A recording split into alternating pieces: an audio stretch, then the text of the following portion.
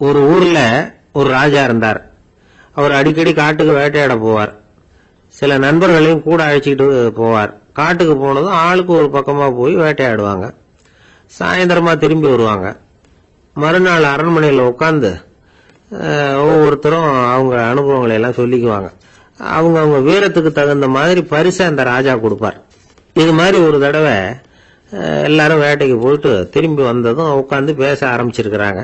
ஒருத்தன் சொன்னா தன்னுடைய வீர செயலை பத்தி அளக்க ஆரம்பிச்சுட்டான். ஏன்னா அதுக்கு பரிசு கிடைக்க போகுதுல்ல. அதனால அவன் என்ன சொன்னான் தெரியுமா? அரசே, நேற்றுக்கு காட்டுல என்னாச்சு தெரியுமா? எனக்கு நேரா ஒரு சிங்கம் வாயை திறந்துட்டு வந்துட்டுது. நான் பயப்படவே இல்லை. உடனே ஒரு கல்லை எடுத்து குறி பார்த்து வீசினேன். சிங்கத்து வாய்க்குள்ள போய் அந்த கல்லு மாட்டிக்கிட்டுது. அவ்வளவுதான். அந்த சிங்கம் என்னை பார்த்துட்டு பயந்துட்டு ஒரே ஓட்டமா திரும்பி ஓடி போயிட்டுது அப்படின்னா. ஆஹா பலே அப்படின்னு எல்லாரும் கை தட்டினாங்க. ரெண்டாவது ஆள் ஒருத்தன் எழுந்திரிச்சான். அவன் சொல்ல ஆரம்பிச்சான், அரசே, நான் போன வழியில 2 பெரிய மலைப்பாம்பு கிடந்தது. என்னை முழுங்கிறதுக்கு வந்தது. நான் என்ன பண்ணேன் தெரியுமா? அந்த 2 பாம்போட வாலையும் ஒன்னா சேர்த்து முடிச்சு போட்டுட்டேன். அவ்வளவுதான். அது அங்க இழுக்க இது இங்க இழுக்க முடிச்சு நல்லா இறுகி போட்டுது அப்படின்றான். ஆஹா அற்புதம்னு சொல்லி எல்லாரும் கை தட்டினாங்களாம். அடுத்தபடியா 3வது ஆள் ஒருத்தன் வந்தான். அவன் சொல்ல ஆரம்பிச்சான், மன்னா, நான் போன பாதையில குறுக்க ஒரு ஆறு. அதுல இறங்கி குளிச்சேன். யாரோ காலை பிடிச்சி இழுக்கிறது மாதிரி இருந்தது. திரும்பி பார்த்தா ஒரு பெரிய முதலை. நான் உடனே அப்படியே ஒரு துள்ளல் துள்ளி அது முழுதுல போய் உக்காந்துக்கிட்டேன். அதை அப்படியே கரைக்கு நீந்த வச்சேன். கரைக்கு வந்து சேர்ந்ததும் அப்படியே ஒரே துள்ளி குதிச்சு கரைக்கு வந்துட்டேன் அப்படின்றான். அவன் தன்னுடைய வீரத்தை அப்படி சொல்லியிருக்கான். அடடா எப்பேற்பட்ட வீரம் அப்படின்னு எல்லாரும் கை தட்டினாங்களாம். 4வது ஆள் எழுந்திரிச்சான். மன்னா, நான் போன இடத்துல ஒரு கரடி வந்து என்னை துரத்த ஆரம்பிச்சுட்டுது. நான் ஒரு மலை உச்சிக்கு வந்துட்டேன். அதுக்கப்புறம் ஒரு அடி எடுத்து வச்சாலும் அதுல பாதாளத்துல விழ வேண்டியதுதான். அந்த நேரம் பார்த்து ஒரு பெரிய ராட்சச கழுகு அந்த பக்கமா பறந்து வந்தது. நான் உடனே அப்படியே உயர எழும்பி அந்த கழுகோட காலை பிடிச்சுக்கிட்டேன். அப்படியே தொங்கிக்கிட்டே வந்தேன். ஒரு நல்ல இடம் வந்ததும் தொப்புன்னு கீழே குதிச்சு நடந்து வந்துட்டேன். இதுக்கும் எல்லாரும் கை தட்டுறாங்க. கடைசியா ஒரு ஆள் எழுந்திரிச்சான். அரசே, நான் வந்து போன வழியில ஒரு பெரிய யானை குறுக்க வந்தது. பயங்கரமா சத்தம் போட்டுக்கிட்டே வந்தது. நான் பயந்து ஓடல. உடனே என்ன பண்ணேன் தெரியுமா? அந்த யானையோட வாலை பிடிச்சி தூக்கினேன். தலைக்கு மேல தூக்கி கரன்னு சுத்தினேன். வேகமா சுத்தி வீசி எறிஞ்சேன். அவ்வளவுதான். அதே ஸ்பீட்ல அந்த யானை மேல போக ஆரம்பிச்சுட்டுது. இன்னும் கூட அது போய்கிட்டே தான் இருக்கு, கீழே விழவே இல்லைன்னா. இதை கேட்டதும் ராஜாவுக்கு கோபம் வந்துட்டுது. என்ன முட்டாள்னு நினைச்சுக்கிட்டு பேசுறியா? யானைய வந்து நீ வாழை பிடிச்சி தூக்குன, அதை நான் நம்பணுமா அப்படின்னார். உடனே இவன் பணிவா பதில் சொன்னான், அரசே, ஒரு சிங்கத்து வாயில கல்லு மாட்டிக்கிட்டத நம்புறீங்க, மலைப்பாம்பு வாழை பிடிச்சி முடிச்சு போட்டதை நம்புறீங்க, முதல்ல முதுகல சவாரி பண்ணதையும் நம்புறீங்க, கழுகு காலை பிடிச்சிக்கிட்டு பறக்கிறதையும் நம்புறீங்க. அப்படி நம்புறப்ப நான் சொன்னதை மட்டும் நம்பக்கூடாதா அப்படின்னு கேட்டானா. பொய் சொன்னவங்க எல்லாம் தலையை தொங்க போட்டுக்கிட்டாங்களாம். ராஜா அவங்கள பார்த்து சொன்னாராம், நீங்க எல்லாரும் என்ன முட்டாளாக்கி இருக்கிறீங்க. கடைசியா பேசின இவன் தான் எனக்கு உண்மை எது பொய் எதுங்கிறத புரிய வச்சிருக்கிறான். இவன் தான் உண்மையான தைரியசாலி அப்படின்னு சொல்லி அவனுக்கே பரிசையெல்லாம் கொடுத்து பாராட்டினாராம். இப்படி ஒரு கதை. உண்மையை நிலைநாட்டுகிறவன் தான் உண்மையான வீரன் அப்படிங்கறத இதுல இருந்து நாம புரிஞ்சுக்கணும். இந்த காலத்துல எல்லாம் பொய் சொன்னாதான் பிழைக்க முடியுங்கிறது ஒரு சில பேரோட நம்பிக்கை. ஒரு அப்பாவுக்கு தன் மகனுக்கு பொய் சொல்ல தெரியலையேங்கிற கவலை. பொய் சொன்னாதான் இந்த உலகத்துல பிழைக்கலாம், ஆனா இவனுக்கு அது தெரியலையே, அதனால இவனை அழைச்சிட்டு போய் நடுக்கடல்ல விட்டுட்டு வந்துருவோம் அப்படின்னு அழைச்சிட்டு புறப்பட்டான். கடற்கரைக்கு போனான். மகனுக்கு சந்தேகம், எங்கப்பா என்ன அழைச்சிட்டு போறேன்னு கேட்டிருக்கான். கடல்ல மீன் பிடிக்க கத்து கொடுக்க போறேன் உனக்கு அப்படின்னு நானா. நான் ஏற்கனவே மீன் பிடிச்சிட்டேனேன்னு நானா இவன் மகன். எங்க அதுன்னு கேட்டிருக்கான். அப்பங்காரன். சுட்டு சாப்பிட்டுட்டேன் இருக்கான் புள்ள. அப்பங்காரன் பார்த்தான், சரி நம்ம புள்ள பொழைச்சிக்கோ அப்படின்னு சொல்லி திருப்பி அழைச்சிட்டு வந்துட்டானா. இணை புரியாத 2 நண்பர்கள் இருந்தாங்களாம். 2 பேரும் விடாம சிகரெட் குடிக்கிறவங்க. அதுல ஒருத்தன் செத்து போட்டான். இன்னொருத்தன் அதுக்கப்புறம் 2 சிகரெட்டா குடிக்க ஆரம்பிச்சானா. ஏன் இப்படி பண்றேன்னு கேட்டிருக்காங்க. நான் ஒரு சிகரெட்டு தான் குடிக்கிறேன், செத்து போன என்னுடைய ஃப்ரெண்ட் இருக்கானே செத்து போனவன், அவனுக்காக இன்னொரு சிகரெட்டு குடிக்கிறேன் அப்படின்னு நானா. இது ரொம்ப ஆபத்து, விட்டுடு அப்படின்னு சொல்லியிருக்காங்க. சரின்னு ஒத்துக்கிட்டான். ஆனா அதுக்கப்புறமும் ஒரு சிகரெட் வீதமா குடிச்சுக்கிட்டே இருந்தான். சிகரெட் பழக்கத்தை நீ இன்னும் விடலையான்னு கேட்டாங்களாம். அந்த பழக்கத்தை நான் எப்போ விட்டுட்டேன், இப்ப நான் குடிக்கிறது என் ஃப்ரெண்டுக்காக அப்படின்னு நானா. ஒரு கடைக்கு போனேன், 5 ரூபா பணத்தை எடுத்து கொடுத்தேன். ஒரு தினசரி பத்திரிகையை கேட்டேன். அவரு உடனே அங்கே அடுக்கி வச்சிருந்த பத்திரிகையில் ஒன்று எடுத்து என் கையில் கொடுத்தார், வாங்கிக்கிட்டேன். மீதி பணத்தை எடுத்தார், அதையும் என் கையில் கொடுக்கணும்ல, கொடுக்கல. எதிரில் இருந்த பலகையில் வச்சு எடுத்துக்க சொன்னார். எப்பவும் அவர் அப்படிதான் பண்ணுவார். நானும் எடுத்துக்கிட்டு வந்துடுவேன். இவர் ஏன் இப்படி பண்ணுறாருங்கிறது எனக்கு ரொம்ப நாளாக ஒரு சந்தேகம். ஒரு நாள் அவர்கிட்டயே இதை கேட்டுவிட்டேன். ஏங்க, நீங்கள் உங்கள் கடைக்கு வந்து பொருள்கள் வாங்குறவங்களுக்கு நீங்கள் பாக்கி சில்லறையை கொடுக்குறப்போ பலகையில் வச்சு விட்றீங்க, கையில் கொடுக்க மாட்டேங்கிறீங்களே, ஏன் அப்படின்னு கேட்டேன். காசை கையில் கொடுத்தா நம்மகிட்ட இருக்கிற லட்சுமி போயிடுவா சார் அப்படின்னார். அதாவது பணம் செலவாயிடும் அப்படின்னு அர்த்தமா. இன்னொரு நண்பர், அவர் ஒரு நாள் வழக்கத்துக்கு மாறா ரொம்ப சோகமா உட்காந்துருக்கிறார். ஏங்க என்னாச்சு, ஏன் இப்படி கப்பலே கவிழ்ந்தது மாதிரி உட்காந்துருக்கிறீங்க அப்படின்னு கேட்டேன். கப்பலே கவிழ்ந்திருந்தா கூட நான் இப்படி கவலைப்பட மாட்டேன் சார், வேற ஒன்று நடந்து போச்சுன்னார். என்னன்னு கேட்டேன். என் உச்சந்தலையில பல்லி ஒன்று விழுந்துட்டுதுன்னார். அதுக்காகவா இப்படி அப்படின்னு ஆச்சரியப்பட்டேன். ஆமாங்க, பல்லி உச்சந்தலையில் விழுந்தா பலன் என்னன்னு பஞ்சாங்கத்தில் பார்த்தேன், மரணம்னு போட்டிருக்கு அப்படின்னு சொல்லிவிட்டு அவர் தொடர்ந்து கவலைப்பட ஆரம்பிச்சிட்டார். இப்படியும் ஒருத்தர், என் கூட வேலை பார்க்குற ஒருத்தர் எப்படி தெரியுமா, தினமும் வலது காலை வச்சு தான் ஆபீஸுக்கு உள்ள நுழைவார். என்னைக்காவது தவறுதலா இடது காலை வச்சு உள்ள வந்துட்டார்னா அன்னைக்கு பூரா மனசு சங்கடப்படுவார், எந்த வேலையும் சரியா ஓடாது. கேரம் போர்டு ஆடுற ஒருத்தர் எப்ப ஆட உட்காந்தாலும் ஸ்ட்ரைக்கரை கை தவறி கீழே விழற மாதிரி பண்ணி அதுக்கப்புறம் அதை எடுத்துக்கிட்டு ஆட உட்காருவார். ஏன்னா எப்போ ஒரு தடவை நிஜமாவே அது கை தவறி கீழே விழுந்திருக்குது. அன்னைக்கு பிரமாதமா ஜெயிச்சுட்டார். உடனே ஒரு முடிவுக்கு வந்துட்டார், கை தவறுனா லாபம் அப்படின்னு. அதுக்கப்புறம் அதையே பழக்கமாக்கிக்கிட்டார். பூனை குறுக்க போனா சகுனம் சரியில்லைன்னு நினைக்கிறவங்க உண்டு. ஆனா ஒருத்தர் எப்படி தெரியுமா, அவர் வெளியில கிளம்புற சமயம் பக்கத்து வீட்டு ரேடியோவில் மியாவ் மியாவ் பூனை குட்டின்னு பாட்டு சத்தம் கேட்டா கூட போதும், சகனம் சரியில்லைன்னு பிரயாணத்தை கேன்சல் பண்ணிவிடுவார். இப்ப இவ்வளவும் எதுக்கு சொல்றோம்னா, அளவுக்கு மீறின சகுன நம்பிக்கைகள் இருக்கு பாருங்க, இதோட பயமும் சேர்ந்துகிட்டதுன்னு வச்சுக்கோங்க, இது ஒருத்தருடைய மனநிலையை பாதிச்சிடும். இது உளவியல் நிபுணர்கள் சொல்ற கருத்து. வாழ்க்கையே தடுமாற வச்சிரும். பாதுகாப்பு இல்லாத உணர்வு, ஒரு விதமான டிப்ரெஷன் மனநிலை, இதெல்லாம் தான் இதுக்கு காரணமா அமையலாம். சில பேர் காய்கறி நறுக்க கத்திய கையில் எடுத்தா கூட நேரம் சரியா இருக்கா அப்படின்னு பார்த்துட்டு தான் வேலையை ஆரம்பிக்கிறது வழக்கம். அறிவு தான் மனசுக்கு வாத்தியாரா இருக்கணும், அப்பதான் வாழ்க்கை நிம்மதியா இருக்கும். அறிவு மனசு சொல்றபடியெல்லாம் கேட்க ஆரம்பிச்சுட்டுதுன்னா இடைஞ்சல் தான். ஒருத்தருக்கு 7ஆம் நம்பர் தான் ராசியான நம்பரா, 7ஆம் தேதி தான் எந்த காரியத்தையும் ஆரம்பிப்பாராம். 7 எழுத்து வர்றது மாதிரி பேரை மாத்தி வச்சுக்கிட்டார். 7 மணிக்கு தான் தினமும் எழுந்திருப்பார். 7ஆம் நம்பர் வீட்டில் தான் குடியிருக்கார். கல்யாணம் கூட 7ஆம் தேதி தான் பண்ணிக்கிட்டார். அவர் ஒரு நாள் குதிரை பந்தயத்துக்கு போனாராம். குதிரையோட பேரையெல்லாம் பார்த்தார். ஒரு குதிரையோட பேர் 7 எழுத்துல அமைஞ்சிருந்தது. 7 தானே இவருக்கு அதிர்ஷ்ட நம்பர். அதனால உடனே அது பேர்ல பணத்தை கட்டினார். பந்தயம் நடந்தது. என்ன சார் ஆச்சுன்னு கேட்டாங்க. நான் பணம் கட்டின அந்த என்னோட குதிரை 7ஆவதா சேர்ந்தது சார் அப்படின்னா. ஒரு ஊர்ல ஒரு ஆள் இருந்தான்.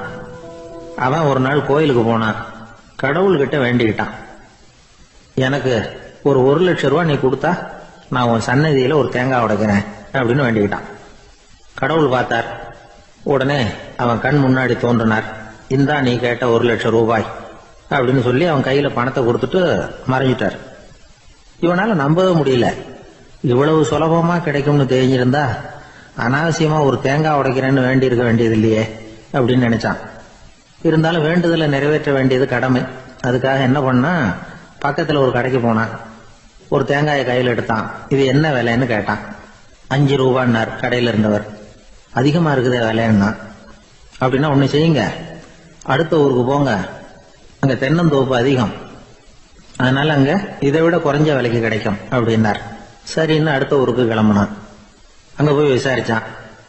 ஒரு தேங்காய் 3 ரூபாய் விலைன்னாங்க. இதுவும் அதிகமா தெரியுதுன்னா. அப்படின்னா ஒண்ணு செய்ய, அதோ அந்த ஆத்து ஓரமா ஒரு தென்னை மரம் இருக்கு பார், அதுல நீயே ஏறி பறிச்சுக்கோ, ஒரு தேங்காய்க்கு 1 ரூபா கொடுத்தா போதும் அப்படின்னார் அந்த தோப்புக்கு சொந்தக்காரரு. இவனுக்கு மரம் ஏற தெரியாது, இருந்தாலும் ஆசை யார விட்டுது, விலை சல்லிசா இருக்குதே. ஆத்து ஓரம் போனா தட்டு தடுமாறி அந்த மரத்துல ஏறினா அந்த தென்னை மரம் வளைஞ்சி ஆத்து பக்கம் போய் அப்புறம் நிமிர்ந்து இருந்தது. அதாவது மரத்தின் உச்சி சரியா ஆத்துக்கு நடுவில் இருந்தது. ஆத்துல வெள்ளம் கரை புரண்டு ஓடிட்டு இருக்கு. இவன் கடவுள் கொடுத்த 1,00,000 ரூபாயை மடியில வச்சு இறுக்கி கட்டிட்டான். உச்சிக்கு போய் காய் பறிக்கிற சமயத்துல காத்தும் மழையும் பலமா கலந்து அடிக்க ஆரம்பிச்சுட்டுது. கால் வழுக்கி விட்டுட்டுது. இவன் சடார்னு ஒரு தென்னை மட்டையை பிடிச்சிக்கிட்டு தொங்க ஆரம்பிச்சிட்டான். கீழே பயங்கரமான வெள்ளம். மடியில 1,00,000 ரூபாய் பணம். என்ன செய்யறதுன்னு தவிக்கிறான். இந்த சமயம் கரையில ஒரு யானை பாகன் யானையை குளிப்பாட்டிக்கிட்டு இருக்கிறான். அது அவன் கண்ணில் பட்டுது. ஐயா ஒரு உதவின்னு கத்தினான். அவன் என்ன செய்யணும்னு கேட்டான். உன் யானையை மெதுவா இங்க அழைச்சிட்டு வா, எனக்கு நேரா கீழே நிறுத்து, என் காலை பிடிச்சி மெதுவா கீழே இறக்கி விட்டுரு, என் மடியில இருக்கிற பணத்துல உனக்கு 10,000 ரூபாய் தரேன் அப்படின்னா. அவன் பார்த்தான். காலை கையை பிடிச்சா கூட எவனும் இந்த காலத்துல 10 ரூபாய்க்கு மேல தரமாட்டேங்கிறான். இவன் காலை பிடிச்சா 10,000 தர்றேங்கிறான் அப்படின்னு யோசனை பண்ணா. உடனே யானையை கொண்டுட்டு போனான். அவனுக்கு நேரா கீழே நிறுத்தினான். அவன் காலை பிடிச்சான். அவ்வளவுதான். அந்த நேரம் பார்த்து யானை மெதுவா நடந்து அப்பால போட்டுது. இப்ப யானை பாகன் அவன் காலை கெட்டியா பிடிச்சிட்டு தூங்குறான். பரிதாபமா மேல பாக்குறான். அவன் மட்டையை பிடிச்சிட்டு தூங்குறான். இப்ப யானை பாகன் சொல்றான், தம்பி மட்டையை விட்டுறாத, கெட்டியா பிடிச்சிக்கோ, நான் உனக்கு 10,000 ரூபாய் தரேன், இதோ மடியில் தான் வச்சிருக்கேன்னா. மேல தொங்குறவனுக்கு இந்த நிலைமையிலேயும் ஒரு சந்தோஷம், மேற்கொண்டு ஒரு 10,000 ரூபாய் நமக்கு கிடைக்கும் போல இருக்கே அப்படின்னு. இந்த சமயத்துல ஒருத்தன் ஒட்டகத்தை ஓட்டிட்டு வந்தான் அந்த பக்கமா குளிப்பாட்டுறதுக்கு. யானை பாகம் பார்த்துட்டான். ஐயா ஒட்டகக்காரரே, அதை இங்க கொண்டுட்டு வா, எங்க காலை பிடிச்சி பத்திரமா இறக்கி விடு, நாங்க பணம் கொடுக்குறோம்னா. அவனும் பணத்துக்கு ஆசைப்பட்டு வந்தான். அவன் காலை பிடிக்கிற சமயம் ஒட்டகமும் நழுவி போட்டுது. இப்ப 3 பேருமே வரிசையா தொங்குறாங்க. ஒட்டகக்காரன் கத்துறான், தம்பி மட்டையை விட்டுறாத, கெட்டியா பிடிச்சிக்கோ, நான் என் மடியில இருக்கிற 5,000 உனக்கு தந்துடுறேன்னா. மேல தொங்குறவனுக்கு இன்னமும் சந்தோஷம். இவனும் பணம் தர்றேங்கிறான் அப்படின்னா இன்னைக்கு நமக்கு மொத்த பண வரவு எவ்வளவு அப்படின்னு ஒவ்வொன்னா கூட்டி பார்க்க ஆரம்பிச்சான். மனக்கணக்கு சரியா வரல. அதனால அப்படியே விரல விட்டு எண்ண ஆரம்பிச்சான். அவ்வளவுதான். மட்டையை விட்டுட்டு கை நழுவி வந்துட்டுது. 3 பேரும் பொத்துன்னு ஆத்துல விழுந்தாங்க. படாத பாடுபட்டு தட்டு தடுமாறி கரைக்கு வந்து சேர்ந்தாங்க. 3 பேர் மடியில் இருந்த பணமும் ஆத்தோட போட்டுது. பேராசை பெருநஷ்டம் அப்படின்னு ஒரு பழமொழி இருக்குல்ல, அதை விளக்கறதுக்காக சொல்லப்பட்ட கதை இது. ஒரு அம்மா தெருவில் உட்காந்து என்னத்தையோ தேடிட்டு இருக்கிறாங்க. அந்த அம்மா ஒரு சூஃபி ஞானி. அவங்க பேர் என்னன்னா ரபியா அல் அடாவியா. அந்த அம்மாவுக்கு கண் கூட தெளிவா தெரியாது. அந்த பக்கமா வந்த சில பேர் இவங்களுக்கு உதவி செய்யறதுக்காக வந்தாங்க. என்ன தேடிட்டு இருக்கிறீங்க அப்படின்னு கேட்டாங்க.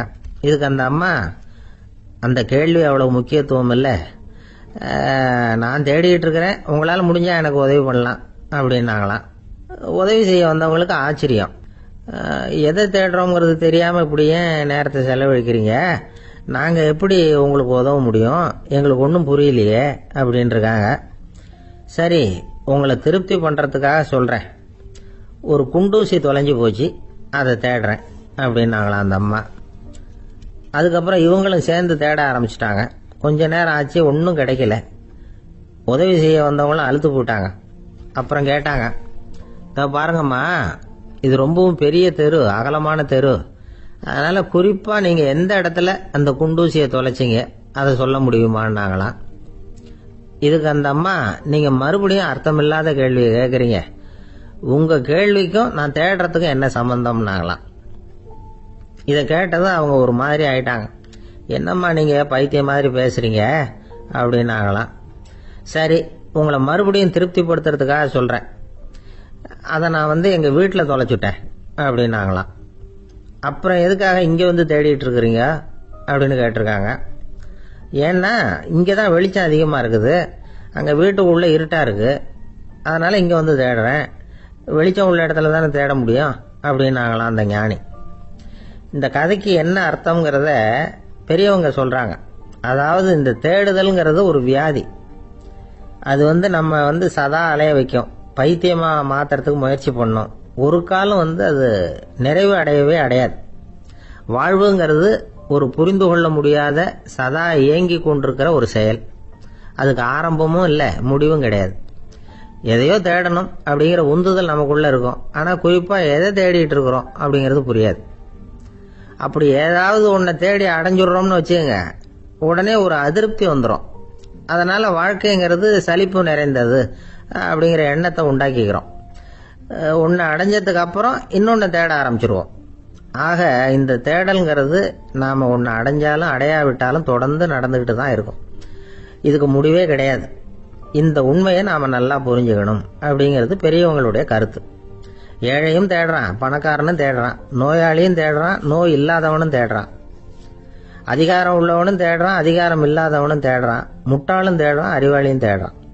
ஆனா யாரும் இதை தான் தேடி சாதிக்க போகிறோம், இதுதான் முடிவு அப்படின்னு திட்டவட்டமா சொன்னதில்லை. ஒன்னு அடைஞ்சதும் இன்னொன்னு தேட ஆரம்பிச்சுடுறாங்க, அவ்வளவுதான். அதாவது உங்களின் தேடுபவர் உங்கள் உள்ளேதான் இருக்கிறார், அவரை தேடி கண்டுபிடியுங்கள். இதுதான் ஞானிகள் நமக்கு சொல்லுகிற ஒரு ஆலோசனை.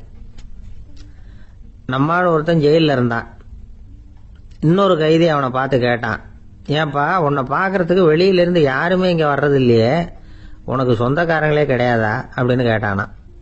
ஏன் இல்லை, எனக்கு சொந்தக்காரங்க நிறைய பேர் உண்டு, அவங்க என்னை பார்க்க வராததுக்கு காரணம் வேற அப்படின்ட்டுருக்கான் இவன். என்ன காரணம்னு கேட்டான் அவன். அதுக்கு இவன் சொன்னானா, அதுக்கு என்ன காரணம்னா அவங்க எல்லாரும் இங்கே உள்ளே இருக்கிறாங்க அப்படின்னானா. ஒரு ரயில் வேகமாக போயிட்டு இருக்கு. அது ஒரு ரயில்வே ஸ்டேஷனில் கொஞ்ச நேரம் நின்னுது. அப்போ அதில் ஒரு ஆள் ஏறினார். தலையில் ஒரு மூட்டையை வச்சிருந்தார். மூட்டையை தலையில சுமந்துக்கிட்டே உள்ள வந்தார். மூட்டையை தலையில சுமந்துக்கிட்டே ஒரு இடத்துல உட்கார்ந்தார். ரயில் மறுபடியும் புறப்பட்டது. இவர் தன் தலையில இருந்த மூட்டையை கீழே இறக்கி வைக்கணும்ல, வைக்கல, சுமந்துக்கிட்டே வர்றார். எதிரில் உட்கார்ந்துருந்தவர் கேட்டார், ஏங்க ஏன் இப்படியே உட்கார்ந்துருக்கிறீங்க தலையில மூட்டையை வச்சுக்கிட்டு, மூட்டையை கீழே இறக்கி வைக்கலாமே அப்படின்னார். வேணாங்க, பாவம், தலையில இருக்கிற மூட்டையை இறக்கி ரயிலில் வச்சா ரயிலுக்கு பாரம் அதிகமா இருக்கும் அப்படின்னார் அவரு. இப்படி ஒரு ஆளை பார்த்தா நமக்கு சிரிப்பு தான் வரும். ஏன்னா ரயிலுங்கிறது அந்த மூட்டையையும் சேர்த்து சுமந்துக்கிட்டு தான் போகுது. அவன் அந்த மூட்டையை தலையில வச்சிருந்தாலும் ஒண்ணுதான், தரையில வச்சிருந்தாலும் ஒண்ணுதான். அதனால ரயிலுக்கு எந்த மாற்றமும் ஏற்பட போறதில்லை. அதே மாதிரி தான் நம்ம மனமும். இதுவும் ஒரு தேவையில்லாத சுமை, அனாவசியமா சுமந்துக்கிட்டு இருக்கிறோம். இத கீழே இறக்கி வச்சுட்டா வாழ்க்கை பிரயாணம் சுகமா இருக்கும். ரயில் பிரயாணம் பண்ற அந்த ஆள் மூட்டையை சுமக்கிறான், வாழ்க்கை பிரயாணம் பண்ற நாம மனசை சுமக்கிறோம். இது ரெண்டுக்கும் எந்த வித்தியாசமும் இல்லை. மனசை கீழே இறக்கி வச்சுட்டா பாரம் இல்லாமல் வாழலாம், பறவைகள் மாதிரி பறக்கலாம், குழந்தைகள் மாதிரி கள்ளங்கபடம் இல்லாம வாழலாம். இந்த வெளி உலகத்துல நாம நிலை பெற்று இருக்கணும், வேரூன்றி இருக்கணும். அதே சமயம் நம்முடைய உள்வெளியில ஆன்மீக வாழ்க்கையில பாரம் இல்லாம இருக்கணும். அப்போ பறக்கணும், நதியை போல ஓடணும், மிதக்கணும், பயணம் சுகமா இருக்கும், களைப்பு தெரியாது, கவலை தெரியாது. ஒரு சீடன் போதி தர்மரை நாடி வந்தான். குருவே, நீங்கள் என்ன வெறுமையாக இருக்க சொன்னீங்க, நான் இப்ப மறுபடியும் வெறுமையானவன் ஆகிட்டேன், அதனால இப்ப என்ன செய்ய சொல்றீங்க என்ன அப்படின்னு சொல்லி நின்னான். உடனே அந்த குரு பக்கத்துல இருந்த ஒரு குச்சியை எடுத்து அவன் தலையில அடிச்சு, போய் அந்த வெற்றுத்தன்மையையும் வீசி எறிந்து விட்டு வா அப்படின்னார். நான் இப்போ காலியா இருக்கிறேன்னு ஒருத்தன் சொல்றான்னு வச்சுங்க, அது உண்மை இல்லை. ஏன்னா இன்னமும் அதுல நான்கிற எண்ணம் இருக்குது. எந்த சிந்தனையும் இல்லாம இருக்கிறது கடினம் தான். ஆனாலும் மனிதன் அதுல உள்ள நுட்பத்தை புரிஞ்சுக்கிட்டான்னா இவ்வளவு தூரம் தூக்கி சுமந்துக்கிட்டு வந்த அந்த மனதின் முட்டாள்தனத்தை அவனே பார்த்துட்டு சிரிப்பான். இதுதான் பெரியவங்க சொல்லியிருக்கிற ஆலோசனை. நம்மால் ஒருத்தன் தலையில ஒரு பெரிய மூங்கில் கூடையோட ரயில்ல உட்கார்ந்தான். கூட தலையில இருந்தது, கீழே இறக்கி வைக்கல. எதிரில் இருந்தவர் கேட்டார், ஏங்க எதுக்காக அதை அனாவசியமா சுமந்துகிட்டே இருக்கீங்க, கீழே இறக்கி வைங்களேன்னார். இல்லைங்க, நான் வீட்டை விட்டு புறப்படும் பொழுதே என் பையன் சொல்லிவிட்டான், கூடைய தலையை விட்டு இறக்கக்கூடாதுன்னு அப்படின்னார். அவன் சின்ன பையன், விவரம் இல்லாம சொல்லியிருப்பான். இப்ப என்ன நேரில் வந்தா பாத்துக்கிட்டு இருக்கிறான், நீங்க இறக்கி வைங்கன்னார் அவர். அவன் நேரில் பாத்துக்கிட்டு இல்ல, இருந்தாலும் நான் இந்த கூடையை கீழே இறக்கி வச்சா அது அவனுக்கு தெரிஞ்சிடும் அப்படின்னாரு இவர். அது எப்படின்னாரு அவர். அவன் தனக்கு டிக்கெட் வாங்க வேணாம்னு சொல்லி இப்ப இந்த கூடைக்குள்ளதான் உட்கார்ந்துருக்கிறான் அப்படின்னார் இவர். ஒரு தெருவில் சில சிறுவர்கள் விளையாடிக்கிட்டு இருந்தாங்க. ஏதோ ஒரு உயரமான கல்லை நடுத்தெருவில் வச்சு அதை சுத்தி சுத்தி ஓடி வந்துகிட்டு இருக்கிறாங்க. அது என்ன விளையாட்டோ அவங்களுக்கு தான் தெரியும். கொஞ்ச நேரம் அப்படி விளையாடிக்கிட்டு இருந்தவங்க விளையாடி முடிச்சதும் அந்த கல்லை நடுத்தெருவில் அப்படியே விட்டுட்டு அவங்கவுங்க வீட்டுக்கு ஓடி போட்டாங்க. அதுக்கப்புறம் அந்த வழியா 2 பெண்கள் பேசிக்கிட்டே வந்தாங்க. பேச்சு சுவாரஸ்யத்துல நடுத்தெருவில் இருந்த அந்த கல்லை கவனிக்கல. காலில் இடிச்சுட்டுது, லேசா ரத்தம் வந்துட்டுது, வலி தாங்கல. காலில் இடிச்சுக்கிட்ட பொண்ணு திட்ட ஆரம்பிச்சுட்டுது. வர வர ஊர் உலகம் ரொம்ப கெட்டு போச்சு, யாருக்கும் பொறுப்பே கிடையாது பாரு, இப்படி நடுத்தருவில் பொறுப்பு இல்லாமல் இப்படி கல்லை போட்டு வச்சிருக்கிறாங்களே, இது நியாயமா அப்படின்னு சொல்லி இந்த சமூகத்தை கடுமையாக விமர்சனம் பண்ணிட்டு அவங்க போயிட்டாங்க. கொஞ்ச நேரம் கழிச்சு ஒரு வாலிபன் அந்த வழியா வந்தான். அந்த கல்லை பார்த்தான், நின்னான், ஒரு நிமிஷம் யோசனை பண்ணான், என்ன பண்ணலாம்னு பார்த்தான். தன்னுடைய வீரத்தையும் பலத்தையும் காட்டணும்னு நினைச்சான். பின்னாடி போனான். அப்புறம் வேகமா ஓடி வந்து ஒரு சின்ன ஹை ஜம்ப் அப்படியே துள்ளி குதிச்சான். துள்ளி குதிச்சு தாண்டி அந்த பக்கமா போய் விழுந்தான். அப்படியே விசில் அடிச்சுக்கிட்டு அவன் பாட்டுக்கு நடந்து போறான். அடுத்தபடியா ஒரு காதல் ஜோடி அந்த வழியா வந்தது. நடுத்தெருவில் கல்லு கண்ணுல பட்டது. அவங்க 2 பேரும் ரொம்ப நெருக்கமா சேர்ந்து வந்துகிட்டு இருக்கிறாங்க. நடுவில் கல் இருக்கிறதுனால கொஞ்ச நேரம் 2 பேரும் விலகி மறுபடியும் இந்த பக்கம் வந்து சேர்ந்து போகணும். கொஞ்ச நேரம் நாம பிரிய வேண்டி இருக்குதே அப்படின்னு வருத்தத்தோட முணுமுணுத்துக்கிட்டே இந்த பக்கம் வந்தாங்க. அதுக்கப்புறம் வழக்கம் போல சேர்ந்து அவங்க பாட்டுக்கு எதிர்காலத்தை பத்தி கற்பனை பண்ணிக்கிட்டே போயிட்டாங்க. கடைசியா அந்த வழியா பார்வை இல்லாத ஒருத்தர் வந்துகிட்டு இருக்கார். அவர் கையில வழக்கமா வச்சிருக்கிற அந்த ஊன்றுகோல், கையில இருக்கிற அந்த ஊன்றுகோலால தனக்கு முன்னாடி அப்படியே தட்டிக்கிட்டு பாத்துக்கிட்டே அவர் மெதுவா நடந்து வந்துகிட்டு இருக்கிறார். வழியில இருக்கிற அந்த கல்லு தட்டுப்பட்டது. உடனே நடுத்தெருவுல ஒரு கல் இருக்குங்கிறத அவர் புரிஞ்சுக்கிட்டார். உடனே குனிஞ்சார். அந்த கல்லை தடவி பார்த்து எடுத்தார். தெரு ஓரமா கொண்டுட்டு போய் போட்டார். அதுக்கப்புறம் அவர் பாட்டுக்கு அவர் வழியில நடந்து போனார். இப்போ இதுல பல பேர் வந்தாங்க போனாங்க. இவங்கள பார்வை உள்ளவங்க யார், பார்வை இல்லாதவங்க யார்? இப்படி ஒரு கேள்வி கேட்டா என்ன பதில் சொல்ல முடியும்? கொஞ்சம் யோசிச்சு பார்த்தா இன்னைக்கு பல பேர் இப்படிதான் இருந்துகிட்டு இருக்கிறோம். ஒரு ஆள் பாக்கிறதுக்கு பெரிய மனுஷன் மாதிரி இருக்கார். ஒரு தெரு வழியா நடந்து வந்துகிட்டு இருந்தார். இருட்டு நேரம். வழியில ஒரு பெரிய கல்லு கிடந்தது, கருங்கல்லு. பார்த்தார். கொஞ்ச நேரம் யோசிச்சார். போய் தூக்கி பார்த்தா ரொம்ப கனமா இருந்தது. இன்னொரு ஆள் சேர்ந்தாதான் தூக்க முடியும். இவர் உடனே ரோட்டோரமா போய் ஒரு மரத்தடியில உட்காந்துக்கிட்டார். 2 பக்கமும் பார்த்துக்கிட்டே இருக்கார், யாராவது வர்றாங்களான்னு. கொஞ்ச நேரத்துல ஒருத்தர் வந்தார். இவருக்கு தெரிஞ்சவர். என்னங்க இந்த நேரத்துல இங்க உட்காந்துருக்கிறீங்கன்னு கேட்டார் அவர். அதோ அந்த கருங்கல் அப்படின்னு சுட்டி காட்டினார். ஓ, அதை தூக்கி ஓரமா போடணுமா?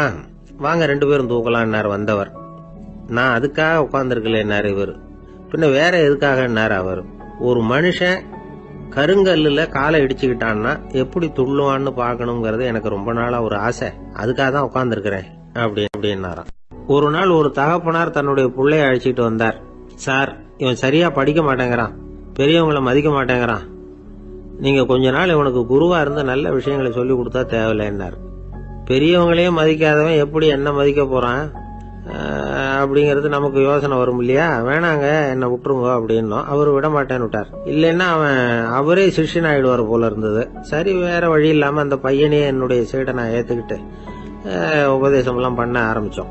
அதாவது குரு பக்தின்னா அது எப்படி இருக்கணும்ங்கிறத பத்தி சொல்லி கொடுத்தோம் அவனுக்கு. சதமகர் அப்படின்னு ஒரு குரு இருந்தார். அவருக்கு ஒரு சீடர். அவன் பேரு துளசி சைதன்யன். நைஷ்டிக பிரம்மச்சாரி. தன்னுடைய குருவுக்கு எந்த நேரத்துல எது தேவைங்கிறத புரிஞ்சுக்கிட்டு சேவை செய்யறவன். ஆனா இவனை பத்தி மற்ற சீடர்களுக்கு பொறாம வந்துட்டுது. இவன் மட்டும் இப்படி இருக்கானேன்னு உடனே குரு கிட்ட போய் கோல் மூட்டினாங்க. அவன் சரியில்லை, அவன் நடந்துக்கிறது சரியில்லை, அப்படி இப்படின்னு எதையாவது சொல்லி. இருந்தாலும் இதையெல்லாம் அந்த குரு நம்பல. அவருக்கு தெரியும் யார் யார் எப்படின்னு. துளசி சைதன்யன் பெருமையை மற்ற சீடர்களுக்கு உணர்த்தணும் அப்படின்னு நினைச்சார். அதுக்கு ஒரு வழி பண்ணார். ஒரு நாள் சீடர்களை எல்லாம் கூப்பிட்டுக்கிட்டு ஒரு காட்டு வழியா போய்கிட்டு இருந்தார். அங்க ஒரு பெரிய மலை அருவி கொட்டிக்கிட்டு இருந்தது. குரு சீடர்கள் பக்கம் திரும்பினார். இந்த மலையின் மேலே இருந்து அந்த படுபாதாளத்துல குதிக்கிறதுக்கு உங்கள யார் தயார் அப்படின்னு கேட்டார். ஒரு சீடனும் ஆய திறக்கல, ஒதுங்கி நின்றுகிட்டாங்க. பின்னாடி மூட்டை முடிச்சோட வந்துகிட்டு இருந்தான் துளசி சைதன்யன். அவனை பார்த்தார். தபாரப்பா, நீ மேலே இருந்து அந்த அருவியில குதி அப்படின்னார். அப்படியே செய்யறேன் சுவாமின்னா ஓடி போய் பொத்துன்னு குதிச்சுட்டான். அடுத்த கணமே குருநாதர் தன்னுடைய யோக சக்தியால பறந்து போய் அவன் கீழே விழுந்துடாம தாங்கி பிடிச்சி கொண்டுகிட்டு வந்துட்டார். மற்ற சீடர்களுக்கெல்லாம் ஒரு மாதிரி ஆயிட்டுது.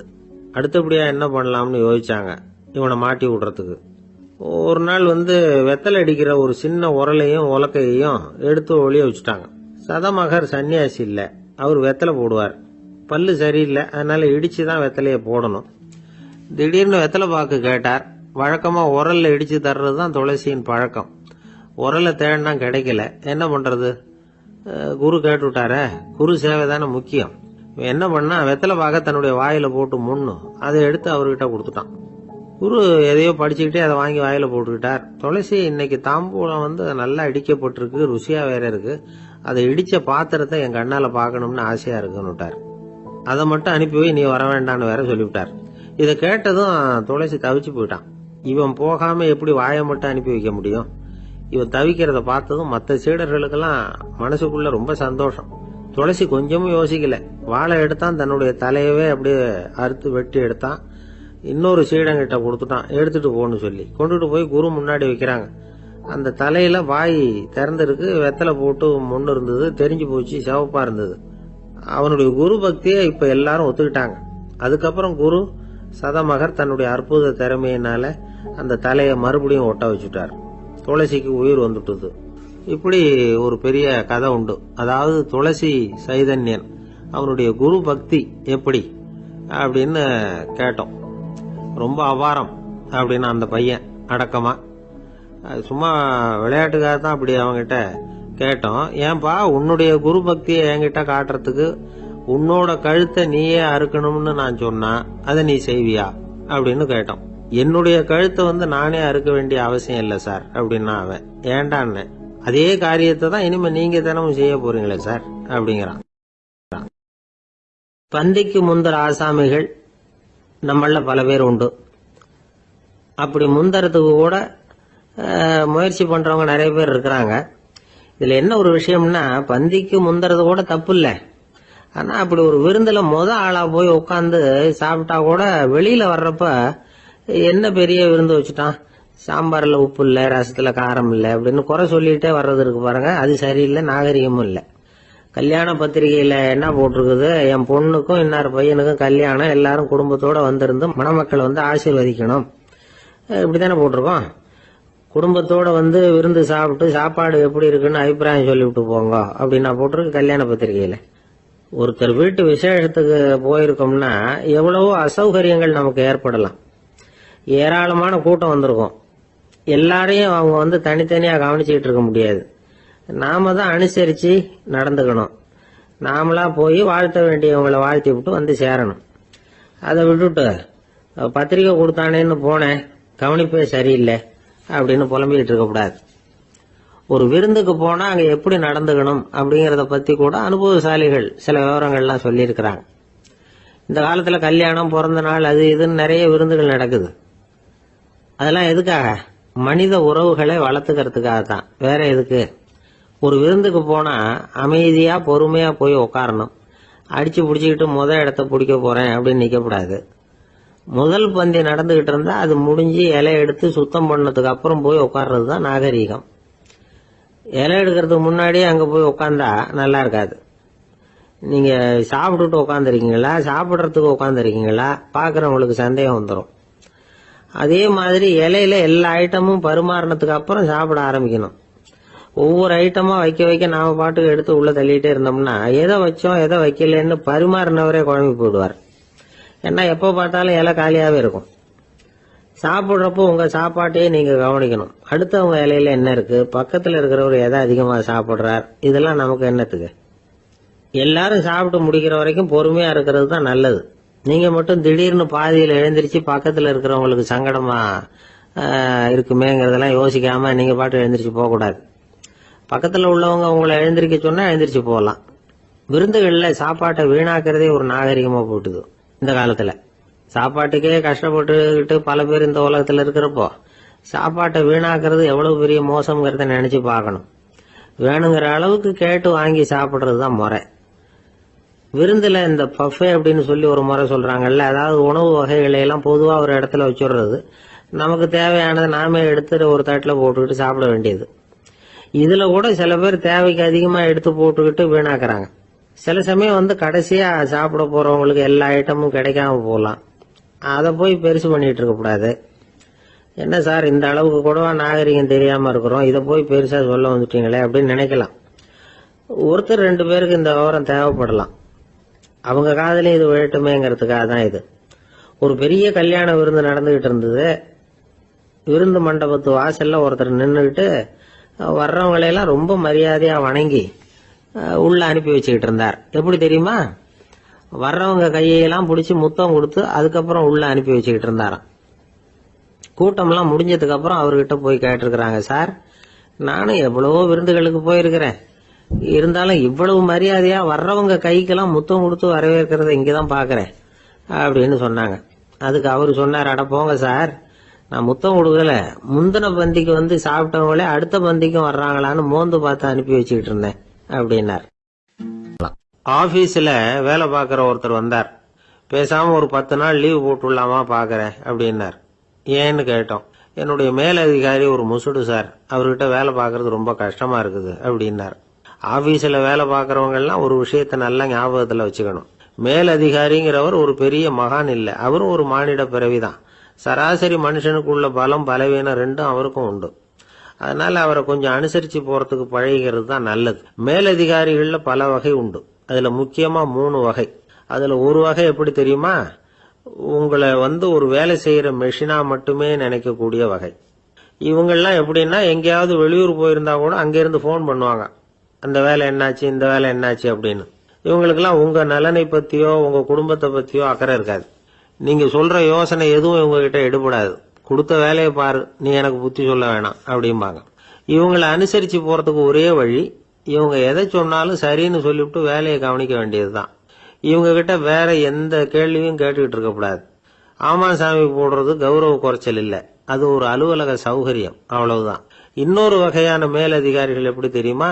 இவங்கெல்லாம் ஆபீஸ் வேலையை பத்தி அதிகமா கவலைப்பட்டுக்கிட்டு இருக்க மாட்டாங்க. தங்களுடைய சொந்த இமேஜ் பாதிக்கப்படக்கூடாதுங்கிறதுலயே கவனமா இருப்பாங்க. இவங்கெல்லாம் அடிக்கடி உங்க நலனை விசாரிப்பாங்க. அதே மாதிரி நீங்களும் அவரை விசாரிக்கணும்னு எதிர்பார்ப்பாங்க.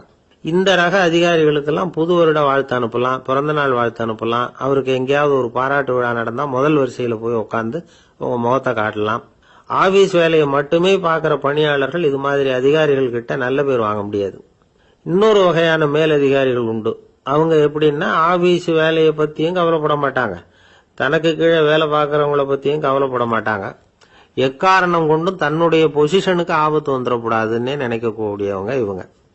இவங்களால வந்து கடுமையான வேலை செய்யவும் முடியாது, தீர்மானிக்கவும் முடியாது. எந்த முடிவையும் எடுக்காம அப்படியே தள்ளி போட்டுக்கிட்டே போடுவாங்க எல்லாத்தையும். இதனால என்ன ஆகும்னா, இவருக்கு கீழே வேலை பார்க்கிற உங்களுக்கு பொறுப்பு அதிகமாயிடும். இவங்க கிட்ட போய் பிரச்சனையை மட்டும் சொல்லி பிரயோஜனம் இல்லை, அதுக்கான முடிவுகளை நீங்களே சொல்லணும். அப்பதான் இது மாதிரி அதிகாரிகள் கிட்ட நல்ல பேர் வாங்கலாம். அட்லீஸ்ட் கெட்ட பேர் வாங்காமலாவது காலம் தள்ளலாம். ஆபீஸ்ல வேலை பார்க்கறவங்க முக்கியமா சில விஷயங்களை ஞாபகத்துல வச்சுக்கணும். ஆபீஸ்ல நடக்கிற நல்லது கெட்டது எதுவா இருந்தாலும் உடனடியா மேலதிகாரி கிட்ட தெரிவிக்கிறது நல்லது. 3வது மனிதர் மூலமா அதை அவர் தெரிஞ்சுக்கிறது அவ்வளவு நல்லது இல்லை. எந்த மேல் அதிகாரியுமே தான் வந்து இந்த சர்பாஸ் செய்யப்படுறத விரும்புறதில்லை. அதனால அவருக்கு தெரியாம மேலிடத்துக்கு மணி எழுதி போடக்கூடாது. அப்படி எழுதி போடுறவங்க சில பேர் இருக்கிறாங்க. நீங்களும் உங்க மேலதிகாரியும் தொழில் ரீதியா ஒரே படிப்பு படிச்சவரா இருக்கலாம். அப்படி இருந்ததுன்னா அட்ஜஸ்ட் பண்ணி போறது கொஞ்சம் கஷ்டம்தான். இதை மனசுல வச்சுக்கிட்டு நடந்துக்கணும். உங்களுக்கும் அவருக்கும் அபிப்பிராய பேதமா, அது அவருக்கும் உங்களுக்கும் உள்ள தனிப்பட்ட பிரச்சனை, அதை வந்து விளம்பரப்படுத்திட்டு இருக்க கூடாது. அது அவருடைய கோபத்தை கிளறும். உங்க மேலதிகாரி உங்க கூட படிச்சவரா இருக்கலாம், அதுக்காக அவரை எல்லாருக்கும் முன்னாடி அடைய கிச்சாமி எப்படிடா இருக்க அப்படின்லாம் கேட்டுக்கிட்டு இருக்க கூடாது. பொதுவா யாரும் அதை விரும்புறதில்ல. இவ்வளவையும் உங்க மனசுல வச்சுக்கிட்டு கொஞ்சம் சாமர்த்தியமா நடந்துகிட்டீங்கன்னா ஆபீஸ் வந்து உங்களுக்கு அவஸ்தையா இருக்காது, ஆனந்தமா இருக்கும். ஒரு மேலதிகாரி தன்கிட்ட வேலை பார்க்கிற ஒருத்தரை பத்தி ரொம்ப பெருமையா சொன்னாராம்.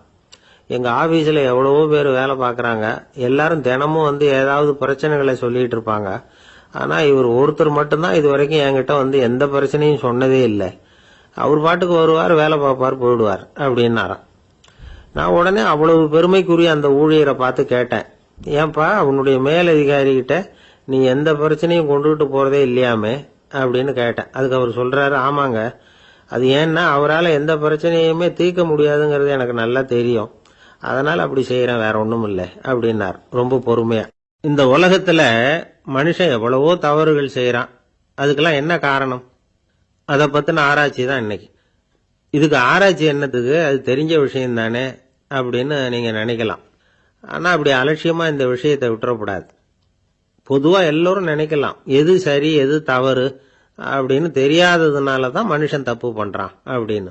ஆனா அப்படி சொல்லிட முடியாது. மனுஷன் வந்து தெரிஞ்சேதான் தவறுகள் பண்றான். இப்போ உதாரணத்துக்கு ஒரு சாலையில இடது பக்கம் போக வேண்டிய ஒருத்தர் நடுக்கோட்டை தாண்டி வலது பக்கமா வண்டியை ஓட்டிட்டு போறாருன்னு வச்சுங்க. என்னப்பா இது தப்பு இல்லையா அப்படின்னு அவர்கிட்ட கேட்டா, அதெல்லாம் எனக்கு தெரியும், நீ உன் வேலையை பார்த்துட்டு போ அப்படிம்பார். வலது பக்கமா போறது தப்புன்னு தெரிஞ்சேதான் அவர் அப்படி செய்யறார், அப்படி போறார். பெரிய உத்தியோகத்தில் இருக்கிறவங்க கூட லஞ்சம் வாங்குறாங்க. அவங்களுக்கெல்லாம் லஞ்சம் வாங்குறது தப்புன்னு தெரியலன்னு அர்த்தம். திருடுறது தப்புன்னு தெரியாமலாம் மனுஷன் திருடுறான், நல்லாவே தெரியும். நீங்க வேணும்னா கேட்டு பாருங்க, வேற வழி இல்லை அதனால தான் திருடுறேன்பா. திருடுறது ஒரு புண்ணியமான காரியம்னு திருடனே கூட சொல்ல மாட்டான்.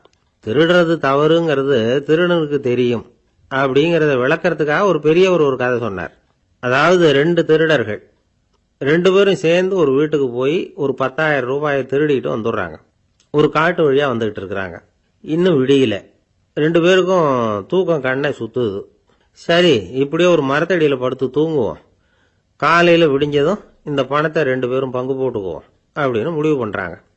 அதே மாதிரி படுத்து தூங்குறாங்க. நடு ராத்திரியில ஒரு திருடன் முழிச்சுக்கிறான். விடிகிற வரைக்கும் காத்துக்கிட்டு இருந்தா 5,000 ரூபா தான் கிடைக்கும், இப்பவே கம்பி நீட்டினா 10,000 ரூபா கிடைக்கும் அப்படின்னு யோசிச்சு பார்த்துட்டு ஒரு முடிவுக்கு வந்தான். மெதுவா அந்த 10,000த்தையும் சுருட்டிக்கிட்டு அடுத்தவனுக்கு தெரியாம ஓடி போயிட்டான். விடியுது. அடுத்தவன் எழுந்திரிச்சு பாக்குறான், பணத்தையும் காணல, பாகஸ்தனையும் காணல. இந்த திருடன் அந்த திருடனை திட்டுறான், திருட்டு பய, அயோக்கிய பய, இப்படி அநியாயமா கிளப்பிட்டு போட்டானே அப்படிங்கிறான். இதுல இருந்து என்ன தெரியுது? தெரியாம எடுத்துக்கிட்டு போறது திருட்டு, அயோக்கியத்தனம், அநியாயம் அப்படிங்கறது இவனுக்கு தெரிஞ்சிருக்குது. அதனாலதான் அடுத்தவனை பார்த்து இப்படி திட்டுறான். அதனால தெரியாததுனால மனுஷன் தவறு பண்றான்னு சொல்றது சரியில்லை. அப்படின்னா மனுஷன் பண்ற தவறுகளுக்கு உண்மையான காரணம் தான் என்ன? இதே சந்தேகம் அர்ஜுனனுக்கும் வந்துதான். அதனாலதான் அவன் பகவானை பார்த்து கேட்கறான், மனுஷன் தன் விருப்பத்துக்கு விரோதமா ஏதோ ஒரு சக்தியினால பலாத்காரமா இழுக்கப்பட்டது மாதிரி பாவம் பண்றானே, அந்த சக்தி என்ன அப்படின்னு கேட்கறான். இதுக்கு பகவான் பதில் சொல்றார், காமமும் குரோதமும் தான் அந்த சக்திகள், அதாவது ஆசையும் சினமும். இது 2ம் உன்னுடைய எதிரிகள் அப்படிங்கறத புரிஞ்சுக்கோ அப்படிங்கிறார். இன்னமும் நுணுக்கமா பார்த்தா காமத்தினுடைய மறு உருவங்கள் தான் குரோதமும் லோபமும். ஆசை நிறைவேறலன்னா குரோதம், அதாவது கோபம். ஆசை நிறைவேறிட்டதுன்னா லோபம், அதாவது பேராசை. பாவத்தை கண்ட்ரோல் பண்ணணும்னா அதுக்கு மெயின் சுவிட்ச் எது அப்படிங்கறது இப்பதான் தெரியுது. அதுக்கு மனுஷன் தெரிஞ்சேதான் தவறு பண்றான் அப்படின்னு பேசிக்கிட்டோமே. அதுக்கு ஒரு உதாரணம். ஒரு ஆளு ஹோட்டல்ல சாப்பிட போனான், சாப்பிட்டு முடிச்சான், எழுந்திரிச்சு முதலாளி கிட்ட பில்லை கொடுத்தான், காசை கொடுக்கல. முதலாளி பணம் கொடுன்னு கேட்டார். இவன் என்கிட்ட பணம் இல்லைன்னா. முதலாளி கொஞ்சம் கூட அலட்டிக்கல, உள்ளே இருந்து ஒரு ஆளை கூப்பிட்டார். இவனை கூப்பிட்டுட்டு போய் இட்லி மாவாட்ட சொல்லுனார். இவனும் கவலைப்படாம உள்ள போயிட்டான். அப்போ அழைச்சிட்டு போற ஆளு கேக்குறான், ஏன் சார் சாப்பிடுறதுக்கு முன்னாடி காசு இல்லைங்கிறது உங்களுக்கு தெரியாதா அப்படின்னு கேக்குறான். தெரியும், காசு இல்லைங்கிறதும் தெரியும், காசு இல்லாம சாப்பிட்டா மாவாட்டணுங்கிறதும் தெரியும் அப்படின்னா அந்த ஆள். அப்படின்னா நீங்க உங்க வீட்லயே சாப்பிட்டு இருக்கலாமே அப்படின்னு கேக்குறான் அவன். அதுக்கு இவர் சொல்றாரு, அது எப்படி, அங்க சாப்பிட்டாலும் நான் இதே வேலையை தானே செய்ய வேண்டியிருக்கும் அப்படின்னாராம். ஒருத்தர் இருக்கார், நல்ல உத்தியோகத்துல தான் இருக்கிறார். ஆனா எப்ப பார்த்தாலும் முகத்தை வெறுப்பா வச்சிருப்பார். அப்படியே வருவார் போவார். ஏன் சார் இப்படி இருக்கிறீங்க அப்படின்னு விசாரிச்சோம். ஏன்டா இந்த வேலைக்கு வந்தோம்னு இருக்கு சார் அப்படின்னார். உங்க வேலை உங்களுக்கு பிடிக்கலையா அப்படின்னு கேட்டோம். இல்லைன்னார். இப்படிப்பட்டவங்க வெற்றிகரமான வாழ்க்கை வாழ முடியாது. இது நிபுணர்கள் கருத்து. வேலையை நேசிக்க தெரிந்தவர்கள் வெற்றி பெறுவார்கள் அப்படிங்கிறாங்க அவங்க. எந்த துறையா இருந்தாலும் சரி, அந்த துறையில வெற்றிகரமா இருக்கிறவங்கள விசாரிச்சு பாருங்க. எனக்கு என்னுடைய வேலை ரொம்ப பிடிக்கும் அப்படின்னு சொல்றவங்களா தான் இருப்பாங்க.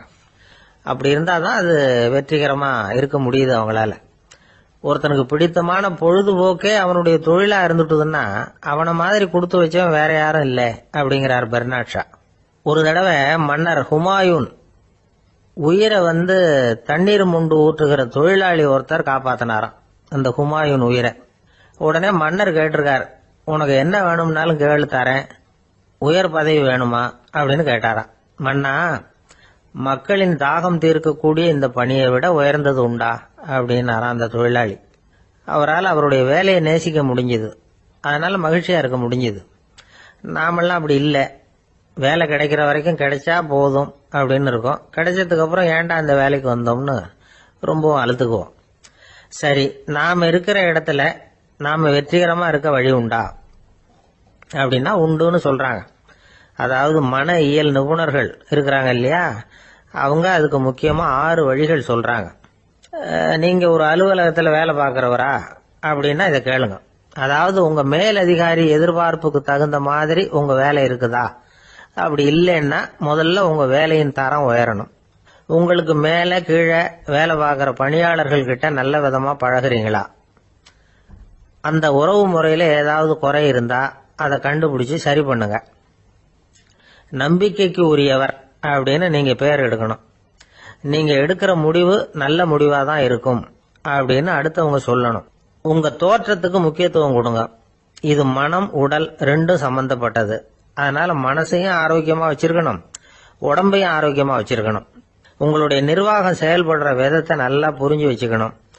உங்களுடைய நிர்வாகம் இப்போ ஒரு காரியம் செய்யுதுன்னு வச்சுங்க, ஏன் அப்படி செய்யுது, எதுக்காக அப்படி செய்யுது, அதனுடைய குறிக்கோள் என்ன, அது நீடிக்கிறதுக்கு காரணம் என்ன, இதெல்லாம் தெரிஞ்சுக்கணும். சிரிப்புக்கு வஞ்சகம் பண்ணக்கூடாது, நல்லா சிரிக்கணும், அப்பதான் அது திரும்ப கிடைக்கும். கடந்த கால தோல்வியை பத்தி கவலைப்படக்கூடாது. முதலாளி விருப்பம் தெரிஞ்சு நடந்துக்கிறது நல்லதுதான். அதுக்காக காக்கா பிடிக்கணுங்கிற அவசியம் இல்லை. உங்களுக்கு ஒரு பொறுப்பான வேலை கிடைக்குது, உடனே சத்தம் குழப்பம் அப்படின்னு சூழ்நிலையை இறுக்கமா ஆக்கிடக்கூடாது. எந்த சூழலையும் இயல்பா கையாளக்கூடியவர் அப்படிங்கறத காட்டணும். இதெல்லாம் உங்கள் துறையில நீங்கள் வெற்றி பெற நிபுணர்கள் சொல்ற யோசனைகள். இவ்வளவு விவரமும் சொல்லிவிட்டு ஒருத்தரை பார்த்து கேட்டோம், இப்ப சொல்லுங்க, நீங்க செய்யற வேலை உங்களுக்கு பிடிச்சிருக்குதா அப்படின்னா. ரொம்ப ரொம்ப பிடிச்சிருக்குது அப்படின்னார். சரி, என்ன செஞ்சிட்டு இருக்கிறீங்க அப்படின்னு கேட்டோம். சும்மா தான் இருக்கிறேன் அப்படின்னார் அவர். ஒரு ஆபீஸ்ல வேலை பார்க்கிற ஒருத்தர் ஏதோ தப்பு பண்ணிவிட்டார். உடனே மேல் அதிகாரி அவரை கூப்பிட்டு அனுப்புனார். நீ செஞ்சது தப்புன்னார் கோபமா. இது ஒரு ரகம். சில அதிகாரிகள் இப்படி நீங்க செஞ்சது தப்புன்னு சொல்றதில்ல, நீங்க செஞ்சது சரி அப்படின்னு சொல்றதில்ல. எப்படி சொல்லுவாங்கன்னா, நீங்க செஞ்சது சரியில்லைன்னு நான் நினைக்கிறேன் அப்படின்னு சொல்லுவாங்களாம். அதாவது சில பேர் நீங்க செஞ்சது தப்புங்கிறாங்க, அதையே மாத்தி சொல்றாரு இவர், நீங்க செஞ்சது சரியில்லைன்னு நினைக்கிறேன். இது ரெண்டும் அர்த்தம் ஒண்ணுதான், இருந்தாலும் வார்த்தைகள் வித்தியாசம். நிர்வாக திறமை இல்லாத ஒரு அதிகாரி யூ ஆர் ராங் அப்படின்னு சொல்லுவாராம். நிர்வாக திறமை உள்ள அதிகாரியா இருந்தா அதையே கொஞ்சம் மாத்தி I think you are not correct அப்படிம்பாராம். இதுதான் வித்தியாசம். இருந்தாலும் வார்த்தைகளை உபயோகப்படுத்துற விதத்தை வச்சுதான் வேலை நல்லா நடக்கிறதும் நடக்காததும் இருக்கு. விவரம் தெரிஞ்சவங்க என்ன சொல்றாங்க தெரியுமா? Be a leader not a boss அப்படிங்கிறாங்க. ஒரு லீடரா இரு, பாஸா இருக்காதே அப்படிங்கிறாங்க. சரி, அப்படின்னா லீடருக்கும் பாஸுக்கும் வித்தியாசம் உண்டா அப்படின்னு கேட்டா இருக்குன்னு சொல்றாங்க. லீடருங்கிறவர் வேற, பாஸுங்கிறவர் வேற. ஒரு லீடர் எப்படி நடந்துக்குவார், ஒரு பாஸ் எப்படி நடந்துக்குவார், இத முதல்ல நாம தெரிஞ்சுக்கணும். அவங்க எப்படி நடந்துக்குவாங்க அப்படிங்கறதுக்கு சில விவரங்கள் இருக்கு. அதை கேட்டோம்னா நாம புரிஞ்சுக்கலாம் அதை. அதாவது பாஸுங்கிறவர் விரட்டிக்கிட்டே இருப்பார், லீடருங்கிறவர் ஊக்கப்படுத்திக்கிட்டே இருப்பார். நாளைக்கு சாயந்தரத்துக்குள்ள அந்த வேலையை செஞ்சு முடிக்கலன்னா தொலைச்சு விடுவோம் தொலைச்சி அப்படிம்பார் அவர். இவர் எப்படி சொல்லுவார்னா, இது வரைக்கும் நீங்க செஞ்சிருக்கிற வேலை ரொம்ப அற்புதம் அப்படிம்பார். பாஸுங்கிறவர் அதிகாரத்தை நம்பி செயல்படுறவர், லீடருங்கிறவர் நல்லெண்ணத்தை நம்பி செயல்படுறவர். நம்ம கிட்ட அதிகாரம் இருக்கு, பவர் இருக்கு, அதனால காரியத்தை சாதிச்சுடலாம் அப்படின்னு நினைக்கிறவர் அவரு. மற்றவங்க கிட்ட ஒரு நல்ல அபிப்பிராயத்தை சம்பாதிச்சுக்கிட்டு அது மூலமா காரியங்களை சாதிக்கிறவர் இவர். பாஸுங்கிறவர் பயத்தை உண்டு பண்ணுவார், லீடருங்கிறவர் அன்பை பரவ செய்வார். அது செய்யலைன்னா ஆடிட்ல தகராறாயிடும், இது செய்யலைன்னா இன்கிரிமெண்ட் கட் ஆயிடும், இப்படி ஏதாவது சொல்லி பயமுறுத்திக்கிட்டே இருப்பார் அவர். இவர் அப்படி இல்லை. உடம்பு இப்படி இருக்கு, வீட்டில் எல்லாரும் சௌக்கியமா இருக்கிறாங்களா, ஆபீஸ்ல எல்லாம் வசதியா இருக்குதா, நான் ஏதாவது உதவி செய்யணுமா அப்படின்னு அன்புக்கு முக்கியத்துவம் கொடுப்பார். பாஸுங்கிறவர் எதுக்கு எடுத்தாலும் நான் சொல்லிட்டு இருப்பாரு, லீடருங்கிறவர் நாமன்னு சொல்லிட்டு இருப்பார். பாஸுங்கிறவர் தப்புக்கு காரணம் யாருன்னு பார்ப்பார், லீடருங்கிறவர் தப்பு என்னன்னு பார்ப்பார். இதுதான் ரெண்டு பேருக்கு வித்தியாசம். The boss shows who is wrong, the leader shows what is wrong அப்படின்னு சொல்லுவாங்க. இந்த காரியம் எப்படி செய்யப்பட்டிருக்கு அப்படின்னு தெரிஞ்சுக்கிறவர் பாஸ், இந்த காரியத்தை எப்படி செய்யணும்னு செஞ்சு காட்டுறவர் லீடர். பாஸுங்கிறவர் பணியாளர்களை திட்டுவார், லீடர் மரியாதைக்குரியவரா நடத்துவார், அதுக்குரியவரா அவர் நடந்துக்குவார். செய்யற வேலையை ஒரு சுமையா நினைக்க வைக்கிறவர் பாஸ், செய்யற வேலையை ஒரு சந்தோஷமா ஆக்குறவர் லீடர். ஒரு முதலாளியா இருக்கிறவர் அல்லது ஒரு நிர்வாகியா இருக்கிறவர் இது மாதிரியான நுணுக்கங்களை எல்லாம் தெரிஞ்சு வச்சுக்கிறது நல்லது. ஒரு பாஸ் இருக்கார், அவர் ஒரு நாள் ரொம்ப பெருமையா தன்னோட ஆபீஸை பத்தி பேசிக்கிட்டு இருந்தார். எனக்கு கீழே 200 பேர் வேலை செய்யறாங்க சார், நான் ஒரு கோடு கிழிச்சா அவங்க அதை தாண்டாத அளவுக்கு நான் நடந்துக்கிறேன் சார் அப்படின்னார் அவர். அது எப்படி முடியுது உங்களால அப்படின்னு கேட்டோம். நான் கோடே கிழிக்கிறது இல்லை சார் அப்படின்னார். நண்பர்கிட்ட பேசிக்கிட்டு இருந்தேன். அவருடைய உறவினர் ஒருத்தர் ஒரு நேர்முக தேர்வுக்கு போயிருந்தாராம், இன்டர்வியூக்கு. ரொம்பவும் பொறுப்பாகவும் கவனமாகவும் செயல்பட வேண்டிய பதவிக்கான நேர்காணல் அது. இவர் எழுத்து தேர்வுல ஏராளமான மதிப்பெண்கள் வாங்கிவிட்டார், அதனால அதை பத்தி கவலை இல்லை. இப்ப நேர்முக தேர்வுல தேர்வு பெறணும். ஏராளமான சான்றிதழ்கள் வச்சிருந்தார். நேர்காணல்ல கேட்கப்பட்ட எல்லா கேள்விகளுக்கும் சரியான பதில தான் சொன்னார். இருந்தாலும் பாருங்க, அந்த நேர்முக தேர்வுல அவர் தேர்ந்தெடுக்கப்படல. என்ன காரணம் அப்படின்னு பின்னாடி விசாரிச்ச போதுதான் விவரம் தெரிஞ்சுதான். அது என்ன ஆயிருக்குதுன்னா, அந்த நேர்காணலின் போது இவர் நடந்துகிட்ட முறையில சில தவறுகள் நடந்து போச்சான். முக்கியமா 2 தவறுகள். ஒண்ணு, அவங்க ஒரு கேள்வியை கேட்டு முடிக்கிறதுக்குள்ளேயே இவர் பதில் சொல்ல ஆரம்பிச்சுட்டாராம்.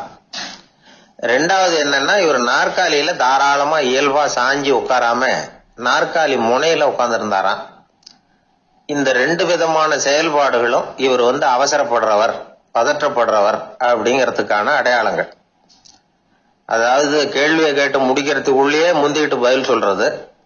2வது, நாற்காலியில இயல்பா தாராளமா உட்காராம நாற்காலி முனையில உட்கார்றது. பார்க்க போற வேலைக்கு அவசரம், பதற்றம் இது 2 இருக்கக்கூடாதான். அதனால மார்க் இருந்தும் சர்டிபிகேட் இருந்தும் அந்த வேலை வாய்ப்பு அவருக்கு கிடைக்கல. வேலை கொடுக்கறவங்க நம்ம கிட்ட இருந்து என்னதான் எதிர்பார்க்கறாங்க, இத தெரிஞ்சு வச்சுக்கிறது நல்லது. முதல்ல மற்றவர்களுடன் தொடர்பு கொள்ளும் திறமை, அதாவது எபிலிட்டி டு கம்யூனிகேட். நீங்க நினைக்கிறத அழகா தொகுத்து வகைப்படுத்தி சொல்ல தெரியுதான்னு பாப்பாங்க. உங்க திட்டங்களை அடுத்தவங்க ஏற்றுக்கொள்ளக்கூடிய விதத்துல வெளிப்படுத்துறதுக்கு உங்களால முடியுதான்னு பாப்பாங்க. இதுக்கு என்ன செய்யறது? குழப்பம் இல்லாம சிந்திக்கணும், குழப்பம் இல்லாம பேசணும். 2வது விஷயம் என்னன்னா புத்திசாலித்தனம், அதாவது இன்டெலிஜென்ஸ். ஏத்துக்க போற வேலையை நல்ல விதமா செய்ய முடியுமா உங்களால, அதை எந்தெந்த வழியில செய்யலாம் அப்படிங்கறத உங்களால தீர்மானிக்க முடியுமா, அந்த வேலைக்கான புது புது யோசனைகளை உங்களால சொல்ல முடியுமா அப்படின்னு பாப்பாங்க. இது இன்டெலிஜென்ஸ். 3வது தன்னம்பிக்கை, அதாவது செல்ஃப் கான்பிடன்ஸ். உங்களுக்கு அது உண்டா அப்படிங்கறத கவனிப்பாங்க. எந்த சூழ்நிலையையும் சமாளிக்கணும், எப்படிப்பட்ட மனிதர்களையும் சமாளிக்கிற தைரியம் வேணும், அடுத்தவங்களை நமக்கு சாதகமா திருப்பக்கூடிய தன்னம்பிக்கை வேணும். 4வது பொறுப்புகளை முன்வந்து ஏற்றுக்கொள்ளுதல், வில்லிங்னஸ் டு அக்செப்ட் ரெஸ்பான்சிபிலிட்டி. பொறுப்புகள்ல இருந்து நழுவி போக ஆசைப்படாம செஞ்சு முடிக்கணும். 5வது முன் வருதல், இனிஷியேட்டிவ். வேலையோட முக்கியத்துவம் உணர்ந்து அதை ஏத்துக்கிட்டு தகுந்த நடவடிக்கைகளை தயங்காம எடுக்கிறதுக்கு முன் வரணும். 6வது என்னன்னு கேட்டீங்கன்னா தலைமைத்துவம், லீடர்ஷிப். 4 பேருக்கு தலைமை தாங்கி நல்ல விதத்துல நடந்துக்க தெரியுதா. 7வது கற்பனை திறன், இமேஜினேஷன். சில பிரச்சனைகள் வரக்கூடும் அப்படின்னு முன்கூட்டியே யூகிச்சு அதுக்கு தகுந்த மாதிரி நடவடிக்கை எடுக்கிற திறமை உண்டா அப்படிங்கறத பாப்பாங்க. 8வது என்னன்னா வளைந்து கொடுத்தல், பிளெக்சிபிலிட்டி. சூழ்நிலைக்கு தகுந்த மாதிரி, மாற்றங்களுக்கு தகுந்த மாதிரி அனுசரிச்சு நடந்துக்கிறதுக்கு தெரியுதா உங்களுக்கு அப்படிங்கறத கவனிப்பாங்க. அடுத்தது திறமைகளை வெளிக்கொணரும் திறமை, இன்டர்பர்சனல் ஸ்கில்ஸ். அடுத்தவங்க கிட்ட இருக்கிற திறமையை கண்டுபிடிச்சு அதை நல்ல விதத்துல ஊக்கப்படுத்தி பயன்படுத்த தெரியுதா அப்படின்னு பாப்பாங்க. 6வது சுய அறிவு, செல்ஃப் நாலேஜ். அடுத்தவங்க நம்மளை பத்தி என்ன நினைக்கிறாங்க அப்படிங்கறத நம்மால புரிஞ்சுக்க முடியுதாங்கிறது முக்கியம். அடுத்தது போட்டி மனப்பான்மை, காம்படிட்டிவ்னஸ். அடுத்தவங்களை ஒப்பிட்டு பார்த்து அதை விட ஒரு படி மேல வரணுங்கிற குணம் வேணும். இதுக்கு அடுத்தது என்னன்னா குறிக்கோளை வெல்லுதல், கோல் அச்சீவ்மெண்ட். குறிக்கோளை சவாலா எடுத்துக்கிட்டு அதை அடையணும். அப்புறம் வேறுபட்ட திறமைகள், ஒகேஷனல் ஸ்கில்ஸ், பதவிக்கு வேண்டிய திறமைகள் தவிர மற்ற திறமைகள் எதுவும் உண்டாங்கிறது முக்கியம். நமக்கு வேலை கொடுக்கணும்னு நினைக்கிறவங்க நம்ம கிட்ட இருந்து இவ்வளவும் எதிர்பார்ப்பாங்க. அதுக்கு தகுந்த மாதிரி நம்மளை நாமே தயார்படுத்திக்கணும். எனக்கு வேண்டப்பட்ட ஒருத்தர் ஒரு இன்டர்வியூக்கு போயிட்டு வந்தார். நேர்காணலுக்கு. எப்படி இருந்தது இன்டர்வியூன்னு விசாரிச்சேன். நான் போனேன். அவர் கேட்ட எல்லா கேள்விக்கும் அவர் எதிர்பார்த்தது மாதிரி எல்லா பதிலையும் சொன்னேன். கடைசியா நான் எதிர்பார்க்காத ஒரு தகவலை அவர் சொன்னார் அப்படின்னார். என்னன்னு கேட்டேன். அவரும் என்ன மாதிரியே இன்டர்வியூக்கு வந்தவர் தானா, சும்மா என்ன கேள்வி கேட்டுக்கிட்டு உட்காந்துருந்தாராம் அப்படின்னார். அதனால ஒரு நேர்காணலுக்கு போறதுக்கு முன்னாடி என்ன எதிர்பார்க்கறாங்க அப்படிங்கறத தெரிஞ்சுக்கிட்டு போனா வெற்றி நிச்சயம். இன்பம் துன்பம் இது ரெண்டும் சேர்ந்ததுதான் வாழ்க்கை. இது எல்லாரும் சொல்லிட்டு இருக்கிற ஒரு உண்மை. அது சரி, இது ரெண்டும் வர்றதுக்கு என்ன காரணம்? துறவி ஒருத்தர் யோசிச்சு பார்த்திருக்கார். இன்ப துன்பம் தோன்றுவதற்கு முக்கியமா 6 காரணங்கள் உண்டு அப்படிங்கிறார் அவர். அது என்னங்கிறத நாமளும் தெரிஞ்சு வச்சுக்குவோமே. இப்ப முதல் காரணம் சுயநலம். ஒரு தாயார் தன்னுடைய சுயநலம் கருதி தன்னுடைய மகன் இன்பமா இருக்கணும்னு ஆசைப்படுறாங்க. மகனும் அப்படியே ஆசைப்படுறான். அதனால தாயாரின் இன்ப துன்பங்களை பார்த்துட்டு மகனும் இன்ப துன்பம் அடையறான். அந்த அம்மாவுக்கும் அதே நிலைமை தான். 2வது காரணம் உறவு. நான் துறவியான பிறகு கூட உறவுங்கிற காரணத்தினால தான் தாயாருடைய சுக துக்கங்களை கண்டு நானும் சுக துக்கம் அடைகிறேன். என் தாயாருடைய நிலைமையும் இதுதான் அப்படிங்கிறார் ஒரு துறவி. 3வது காரணம் என்னன்னா அறிமுகம். எனக்கு அறிமுகமான ஒருத்தரை ரயில் நிலையத்தில் சந்திக்கிறேன். அவர் தன்னுடைய பணப்பையை எங்கேயோ தொலைச்சி விட்டு வருத்தப்பட்டு இருக்கிறார். நானும் வருத்தப்படுறேன். அந்த சமயத்தில் யாரோ ஒருத்தர் இதுதானே அவங்க பணப்பை அப்படின்னு சொல்லி கொண்டாந்து நீட்டுறார். பணப்பையை தொலைச்சவர் சந்தோஷப்படுறார். நானும் சந்தோஷப்படுறேன். இது அந்த துறவி சொல்ற அனுபவம். 4வது காரணம் என்னன்னா கருணை. எனக்கு முன்னே பின்ன தெரியாத ஒருத்தனை யாரோ ஒருத்தன் அடிச்சு காயப்படுத்தி போடுறான். கருணை காரணமா நான் அதுக்காக துக்கப்படுறேன். 5வது காரணம் எதையும் நம்புறது. ஒரு பசுமாட்டை ஒரு முரணை அடிச்சுக்கிட்டு இருக்கிறான் அப்படின்னு ஒருத்தர் நம்மகிட்ட சொல்றாருன்னு வைங்க, உடனே நான் துக்கப்படுறேன். இன்னொருத்தர் அந்த முரணனை போலீஸ்காரங்க பிடிச்சிட்டு போயிட்டாங்கன்னு சொல்லி சொல்றாரு. நான் உடனே சந்தோஷப்படுறேன். 3வதா ஒருத்தர் முதல் 2 பேரும் சொன்னது பொய்யுங்கிறார். அப்ப நான் இன்ப துன்பம் ரெண்டுமே இல்லாம நிம்மதியா இருக்கிறேன். இது ஒரு விதம். அடுத்தது 6வது காரணம் என்னன்னா தன்மயமாகுதல். ஒரு நாவல் படிச்சுக்கிட்டு இருக்கிறோம். அதுல வர்ற பாத்திரங்களோட நாம ஒன்றி போயிடுறோம். அதுல வர்ற பாத்திரங்கள் சிரிச்சுதுன்னா நாமளும் சிரிக்கிறோம், அது அழுதுன்னா நாமளும் அழறோம். அதெல்லாம் அந்த துறவி சொல்ற அனுபவ உண்மைகள். இன்ப துன்பம் இது ரெண்டும் தோன்றுவதற்கு சுயநலம், உறவு, அறிமுகம், கருணை, எதையும் நம்புறது, தன்மயமாகிறது, இது எல்லாம் தான் முக்கிய காரணம் அப்படின்னு அவர் சொல்றார். ஆக கூடி ஒட்டு மொத்தமா யோசனை பண்ணி பார்த்தா பிற பொருள்கள் மீது பற்றுதல் காரணமா தான் நாம இன்ப துன்பம் அடையிறோம் அப்படிங்கறத புரிஞ்சுக்க முடியுது. மனுஷன் இன்ப துன்பம் அடையறதுக்கு 7வது காரணம் கூட ஒன்று உண்டு அப்படின்னு சொல்லிட்டே வந்தார் ஒருத்தர். அது என்ன அப்படின்னு கேட்டோம். அதுதான் சார் இந்த நீங்க சொல்லிட்டு வர்ற இன்று ஒரு தகவல்னார். எப்படி சொல்றீங்கன்னு கேட்டோம். இன்று ஒரு தகவல் கேட்க ஆரம்பிக்கிறப்போ மனசுல இன்பம், ஆரம்பிச்ச உடனே இது ஏற்கனவே கேட்ட சமாச்சாரமாச்சே அப்படின்னு நினைக்கிறப்போ துன்பம் அப்படின்னு அதுக்கு ஒரு விளக்கம் கொடுத்தாரு அவர். ஆளை பார்த்தா 60 வயசு மாதிரி தோணும். உண்மையான வயசு என்னன்னு பார்த்தா 40 அல்லது 45. சில பேரை பார்க்கறதுக்கு 45 மாதிரி தெரியும், உண்மையிலேயே 65 தாண்டி இருப்பாங்க. ஒரு மனிதனுக்கு 2 வகையான வயது உண்டுங்கிறார் ஓஷோ. அதாவது உடம்புக்குன்னு ஒரு வயசு, மனசுக்குன்னு ஒரு வயசு. முதல் உலக மகாயுத்தம் நடந்தது இல்லையா, அது முடிஞ்சதுக்கு அப்புறம் முதல் தடவையா மனிதனின் மூளை வளர்ச்சியை பத்தி மனநல வைத்தியர்கள் ஒரு கணக்கெடுப்பு சோதனை நடத்தினாங்களாம். அது வரைக்கும் மனிதனுக்கு 2 வகையான வயது உண்டுன்னு யாரும் சிந்திச்சதே இல்லையா. அந்த உலக மகாயுத்தம் முடிஞ்சதுக்கு அப்புறம் மனிதனுடைய சராசரி மனதின் வயதை கணக்கிட்டு பார்க்கும் பொழுது அவங்களுக்குலாம் ரொம்ப அதிர்ச்சியா இருந்துதான்.